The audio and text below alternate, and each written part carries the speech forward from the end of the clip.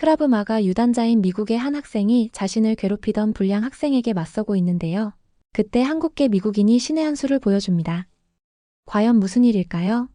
이야기 바로 시작하겠습니다. 안녕하세요. 저는 마르코 프란체스코예요. 17살이고 저 자신에 대해 정말 부끄러운 이야기를 해드려야 할 것 같아요. 예전에 저는 정말 끔찍한 사람이었어요. 범죄자 같은 끔찍함은 아니었지만 생각과 태도에서 끔찍했죠. 설명해 드릴게요. 저희 가족은 제가 8살 때 이탈리아 로마에서 뉴욕으로 이주했어요.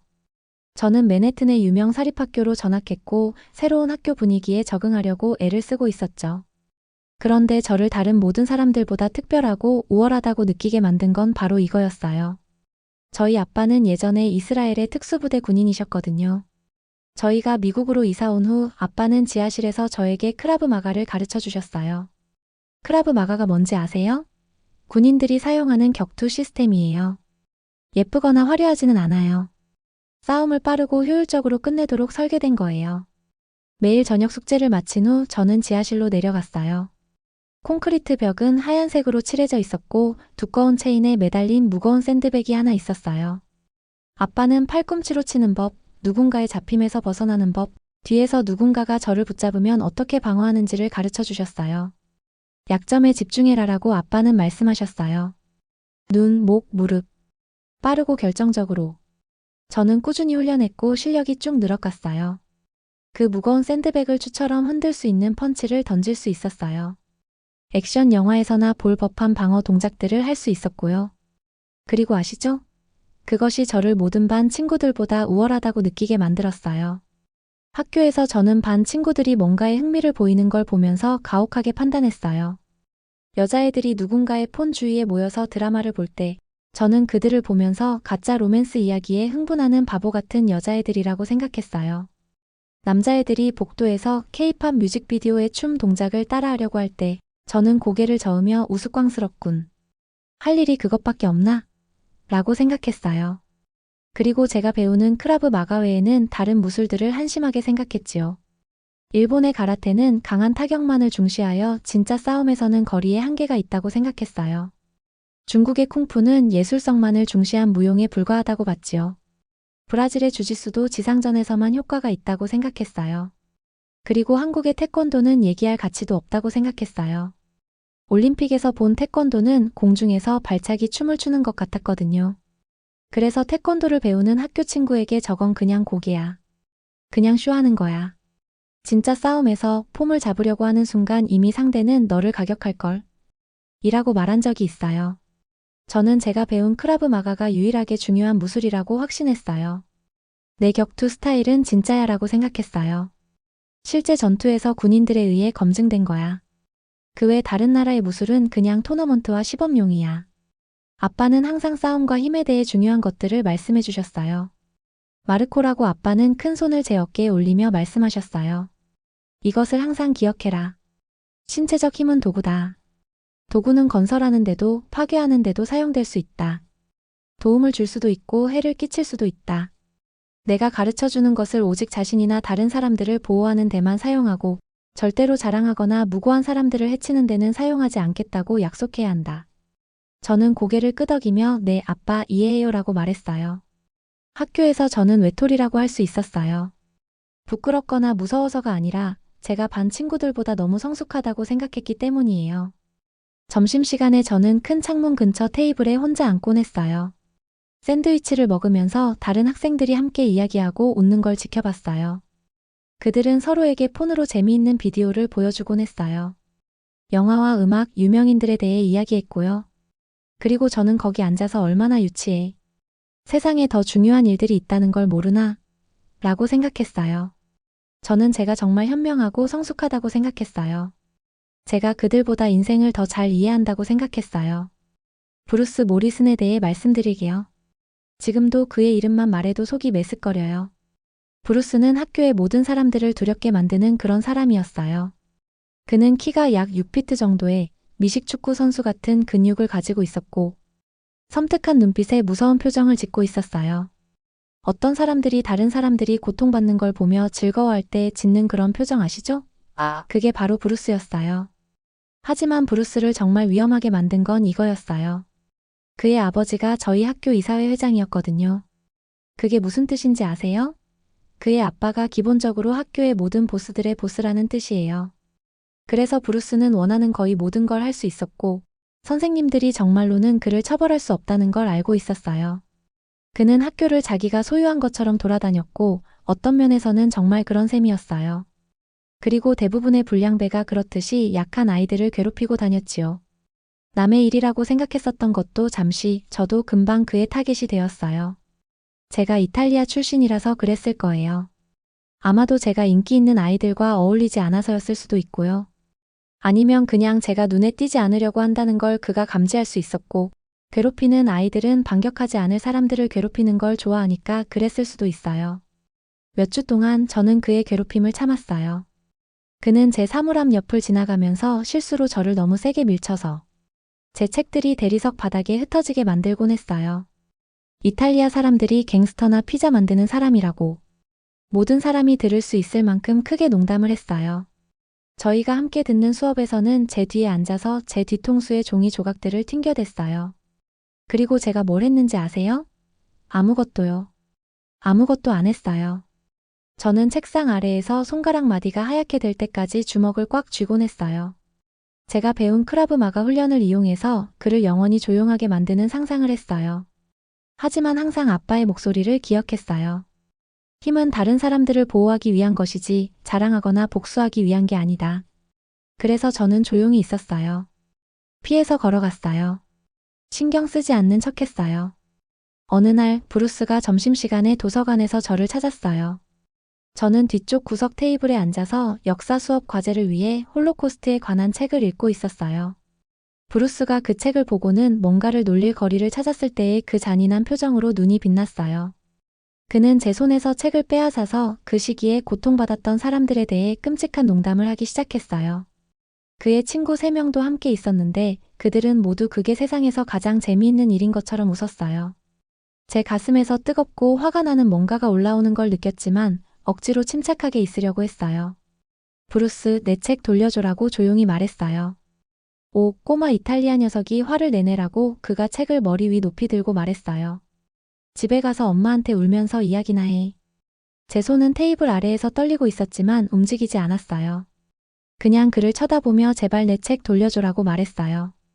결국 그는 지루해져서 친구들과 함께 가면서 책을 저에게 던졌고 그들은 모두 여전히 웃고 있었어요. 하지만 그건 다음 주에 일어날 일의 워밍업에 불과했어요. 화요일이었어요. 기억하는 이유는 화요일이 학교 식당에서 피자가 나오는 날이었고 녹은 치즈 냄새가 방 전체를 가득 채웠거든요.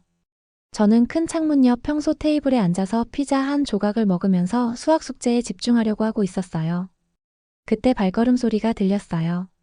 저를 향해 오는 무거운 발걸음 소리였어요. 고개를 들어보니 브루스가 그의 전체 패거리와 함께 다가오고 있었어요. 브루스를 포함해서 5명이었어요. 브루스만큼 큰 마이크. 더 작지만 방울뱀만큼 비열한 토미와 제이크.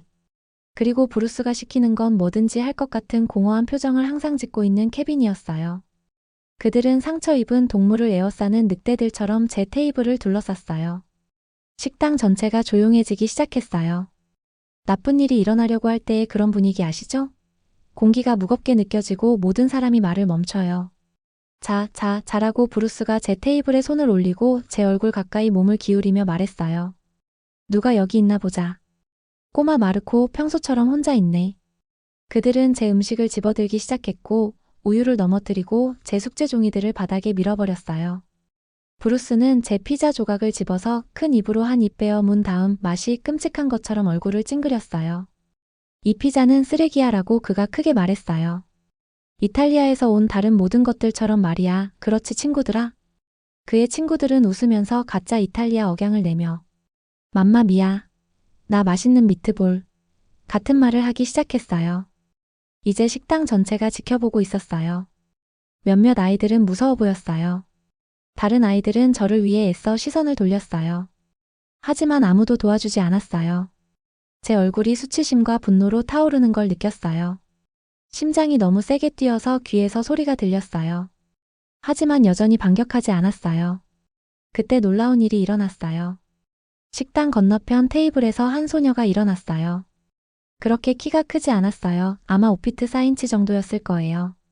어깨까지 내려오는 고든 검은 머리와 결연하고 두려움 없어 보이는 어두운 눈을 가지고 있었어요. 학교에서 그녀를 본 적은 있었지만 한 번도 대화한 적은 없었어요. 그녀는 항상 책을 읽었고 저처럼 혼자 지냈어요. 하지만 지금 그녀는 우리 테이블을 향해 곧장 걸어오고 있었고 전혀 무서워하지 않는 것 같았어요. 그녀는 브루스에게 바로 다가가서 그의 눈을 똑바로 바라보며 식당의 모든 사람이 들을 수 있는 명확하고 강한 목소리로 말했어요. 브루스, 멈춰. 이건 괴롭힘이 아니야. 이건 폭행이고 법에 어긋나는 일이야. 식당 전체가 죽은 듯이 조용해졌어요. 연필 떨어지는 소리도 들을 수 있을 정도였어요. 저는 이 소녀를 완전히 충격에 빠져서 쳐다봤어요. 그녀는 누구였을까요? 그리고 왜 학교에서 가장 위험한 괴롭히는 아이에게 맞서고 있는 걸까요? 브루스는 저만큼이나 놀라 보였지만 그러다가 누군가가 그에게 도전할 때 항상 짓던 그 비열한 미소로 얼굴이 일그러졌어요. 자, 잘하고 그가 저에게서 돌아서서 그녀를 마주보며 말했어요. 자신이 영웅이라고 생각하는 사람을 보자. 내 일이나 신경 써, 아시아 여자애야. 이건 너와 상관없는 일이야. 하지만 이 용감한 소녀는 물러서지 않았어요. 눈 하나 깜빡이지 않았어요. 더욱 곧게 서서 말했어요. 이 학교 학생이 다치는 건 나와 상관없는 일이야. 마르코를 내버려둬. 그때 저는 다른 학생들이 수군거리는 소리를 듣고 그녀의 이름이 유미라는 걸 알았어요. 그리고 그때 브루스가 인생 최대의 실수를 저질렀어요. 그는 큰 손을 뻗어 유미를 자신에게서 밀어내려고 했고 제 가슴 안에서 폭죽처럼 뭔가가 폭발했어요. 브루스의 손이 유미의 어깨를 만져서 그녀를 밀어내려는 순간 제 안에서 뭔가가 너무 많이 늘어난 고무줄처럼 툭 끊어졌어요. 몇 달 동안 조용히 있었던 것, 그의 괴롭힘에서 피해 다녔던 모든 시간들, 그 모든 것이 순간에 끝났어요. 건드리지 마. 저는 목청껏 소리쳤어요. 식당에 있던 모든 사람이 돌아봤어요. 방이 너무 조용해져서 주방에 있는 냉장고 윙윙거리는 소리까지 들을 수 있었어요. 모든 사람이 무슨 일이 일어나려고 하는지 알았어요. 모든 사람이 브루스의 싸움에 대해서 알고 있으니까요. 하지만 저는 더 이상 신경 쓰지 않았어요. 이건 제 자존심이나 제가 얼마나 강한지 자랑하는 것이 아니었어요. 저를 위해 일어서서 놀라운 용기를 보여준 사람을 보호하는 것뿐이었죠. 브루스는 유미를 놓고 저를 향해 돌아섰어요. 그는 차갑고 비열한 미소를 짓고 있었어요. 이것 좀 봐. 그가 모든 사람이 들을 수 있게 크게 말했어요. 꼬마 이탈리아 녀석이 드디어 싸우고 싶어 하네. 알아? 밖에 농구장으로 나가자. 누가 진짜 영웅인지 모두가 볼 수 있게 말이야. 소문은 복도를 통해 들불처럼 퍼졌어요. 마르코와 브루스가 싸운다고. 학생들이 교실에서 쏟아져 나와 문을 밀치고 계단을 뛰어내려갔어요. 선생님들이 군중을 밀고 나오려고 했지만 아이들이 너무 많았어요. 곧 우리는 학교 전체가 주위에 거대한 원을 만든 것 같은 상황에서 야외 농구장 한가운데 서 있었어요. 제 심장이 가슴속에서 북처럼 뛰고 있었어요. 제 손이 떨리고 있었지만 두려움 때문은 아니었어요. 아드레날린과 분노 때문에 떨리고 있었어요. 물론 브루스는 혼자가 아니었어요.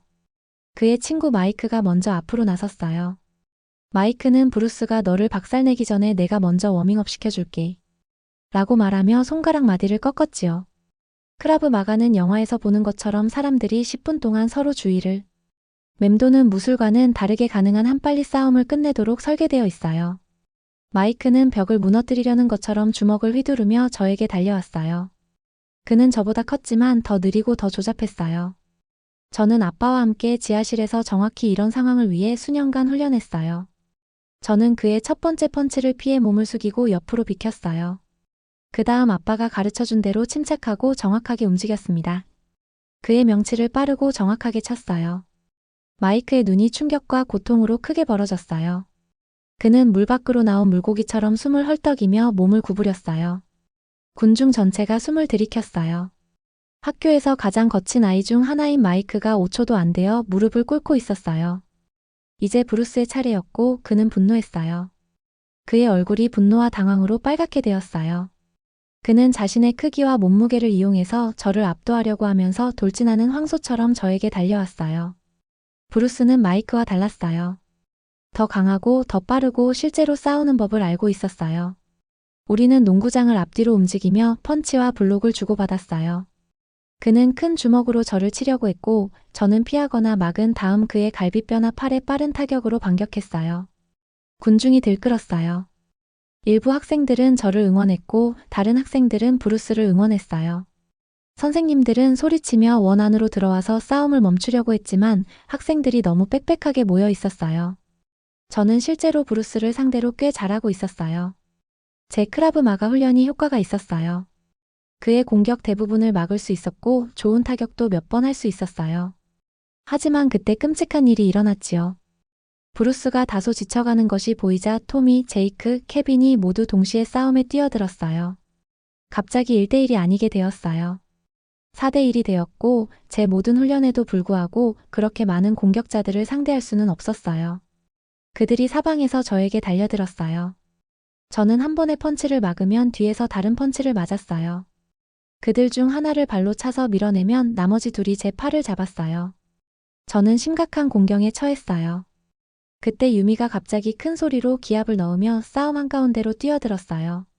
그녀의 오른쪽 다리가 공중에서 완벽한 돌려차기로 휘둘러져서 토미의 가슴에 맞았어요. 그 차기는 너무 빠르고 너무 강력해서 토미가 둔기에 맞은 것처럼 뒤로 날아갔어요. 그는 콘크리트 위에 등을 대고 떨어져서 완전히 기절하고 숨을 헐떡였어요. 곧이어 유미는 춤을 추는 것처럼 그렇지만 정확하게 다리를 움직였어요. 그녀는 제이크의 배 바로 중앙에 맞는 옆차기를 날려서 그를 몸을 구부리게 만들었어요. 그 다음 돌아서서 케빈을 농구장 주위 울타리까지 비틀거리며 뒤로 보내는 뒤차기를 날렸어요. 군중이 완전히 미쳐갔어요. 학생들이 소리 지르고 환호했어요. 일부는 폰으로 모든 걸 촬영하고 있었어요. 아무도 자신들이 보고 있는 걸 믿을 수 없었어요. 제가 태권도를 조롱하며 화려한 춤이나 쓸모없는 고개라고 불렀던 것이 부끄러워졌어요. 유미의 발차기들은 단순히 보여주기 위한 게 아니었어요.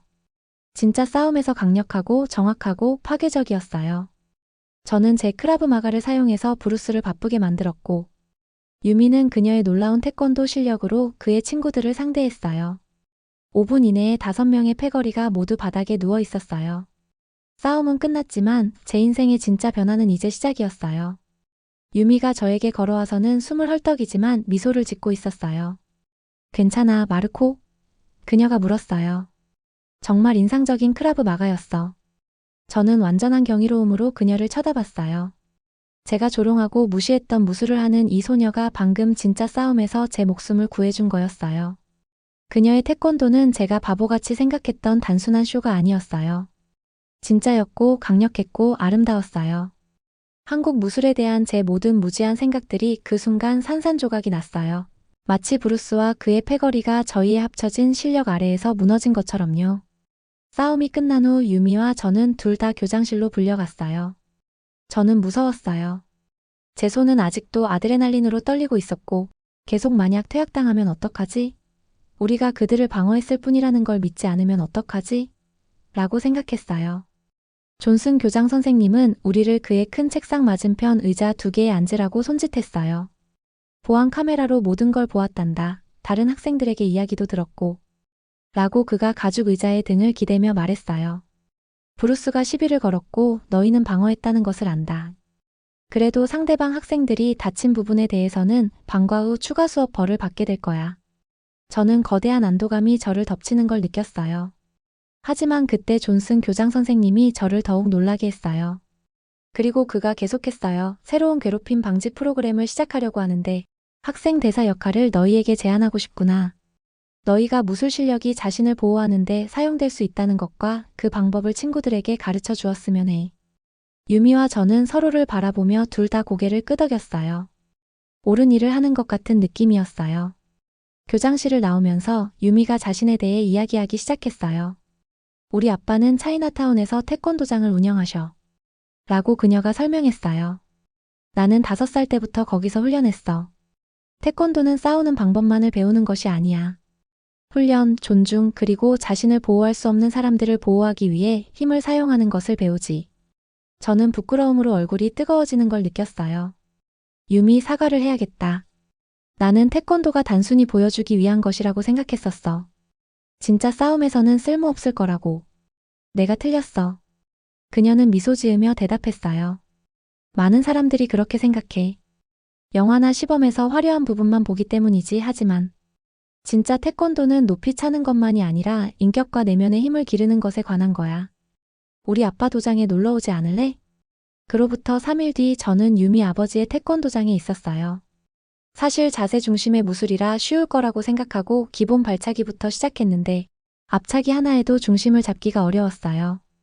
정확한 각도로 차기 위해서는 수없이 연습을 반복해야 했어요. 그리고 그 과정에서 단순한 동작 안에 숨은 과학과 정신력이 보이기 시작했지요. 한 달이 지나자 막연했던 옆차기, 돌려차기도 이제는 몸이 반응하기 시작했고 막기 동작 하나에도 상대의 의도를 읽고 대응하는 기술이 담겨 있다는 걸 깨달았죠.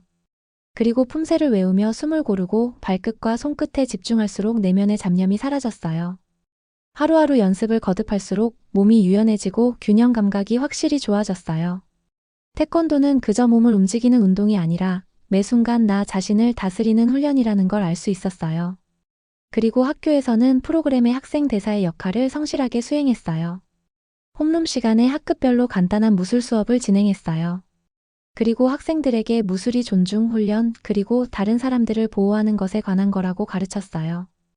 유미와 저는 그들에게 진짜 힘은 자신보다 약한 사람들을 해치는 것이 아니라 옳은 일을 위해 일어설 용기를 갖는 것에서 나온다는 걸 직접 보여줬으니까요. 저는 유미와 그녀의 가족을 통해 한국 문화에 대해 정말 많이 배웠어요. 그녀의 아버지 이사범님은 태권도에 5가지 중요한 원칙이 있다고 가르쳐 주셨어요. 예의, 염치, 인내, 극기, 그리고 백절불굴의 정신. 그리고 태권도를 세계에서 가장 아름답고 강력한 무술이라고 말하게 되었지요. 가장 중요하게 저는 편견과 무지에 맞서는 가장 강한 무기는 우정과 이해라는 걸 배웠어요. 유미는 저에게 무술에 대해서만 가르쳐 준 게 아니었어요. 저와 다른 사람들에게 마음과 정신을 여는 것에 대해 가르쳐 줬어요. 이제 유미와 저는 다른 학교들을 다니면서 우리의 이야기를 나누고 아이들에게 무술이 다른 사람들을 해치는 것이 아니라 보호하는 것에 관한 거라고 가르쳐요. 우리는 그들에게 다른 배경을 가진 사람들이 존중과 이해로 함께 모일 때 놀라운 일들이 일어날 수 있다는 걸 보여줘요. 제 인생은 한 명의 용감한 한국계 미국인 소녀가 옳은 일을 위해 일어설 용기를 가졌기 때문에 완전히 바뀌었어요. 그녀는 그녀의 놀라운 발차기로 브루스와 그의 패거리를 이겼을 뿐만 아니라 그녀의 친절함과 용기로 제 편견들을 이겼어요. 그리고 그게 가장 강력한 교훈이에요. 때때로 우리가 싸우는 가장 큰 전투들은 주먹이나 발로 하는 게 아니라 우리 자신의 마음속에 있는 잘못된 생각들과 하는 거예요. 영상 재미있게 보셨나요? 마음에 드셨다면 구독과 좋아요 부탁드리겠습니다. 감사합니다.